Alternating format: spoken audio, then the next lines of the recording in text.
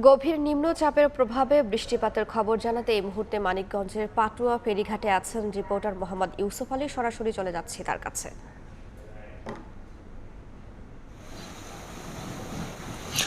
এই গভীর নিম্নচাপের প্রভাবে মানিকগঞ্জে কিন্তু কখনো গুড়ি গুড়ি, কখনো মাঝারি, কখনো ভারী বর্ষণ হচ্ছে। তবে এই মুহূর্তে গুড়ি গুড়ি বৃষ্টিপাত আমরা দেখতে পাচ্ছি।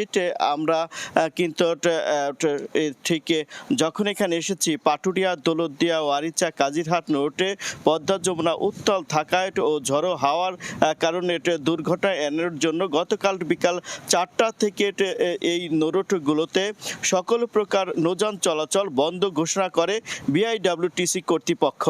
ঝড়ো বাতাস ও বৃষ্টিপাতের মাত্রা কমে আসলেও মধ্যরাত থেকে সীমিত আকারে ফেরি চলাচল শুরু করলেও এখনো বন্ধ রয়েছে সকল প্রকার লঞ্চ চলাচল।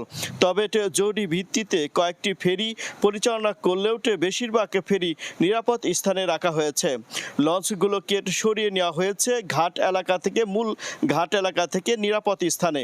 বৈরী আবহাওয়ার কারণে ঘাট এলাকাগুলোতে উল্লেখযোগ্য যানবাহন না আসলেও ঘাট এলাকাতে ভোগান্তির পরিমাণ খুবই কম রয়েছে।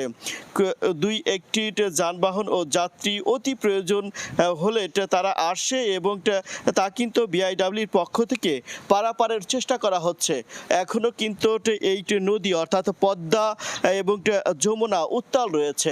বেশিরভাগ স্থানেই আমরা দেখতে পাচ্ছি যে নিরাপদ স্থানেতে যে ফেরিগুলোকে রাখার চেষ্টা করা হচ্ছে। এছাড়াও কিন্তু লঞ্চগুলোকে আমরা যে পল্টনে রয়েছি, এই পল্টনটা হচ্ছে লঞ্চ ঘাটের পল্টন।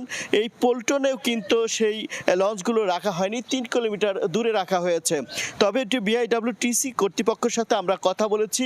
বিআইডব্লিউটিসি কর্তৃপক্ষ আমাকে জানিয়েছে যে বিআইডব্লিউটি এর সহযোগিতায় তারা কিন্তু সকল নৌযান বন্ধ ঘোষণা করলেও জরুরি ভিত্তিতে অর্থাৎ মধ্যরাত থেকে যারা এসে আটকা পড়েছে এবং যানবাহনগুলো আটকা রয়েছে, সতর্ক নিয়ে বড় যে ফেরিগুলো রয়েছে রোরো ফেরির 2-1টি করে ছাড়া হচ্ছে এবং সেটাও সীমিত আকারে সতর্ক নিয়ে যারা অতি সতর্ক নিয়ে অর্থাৎ যারা মাস্টার সুগান রয়েছে অভিজ্ঞ দীর্ঘদিনের তাদেরকে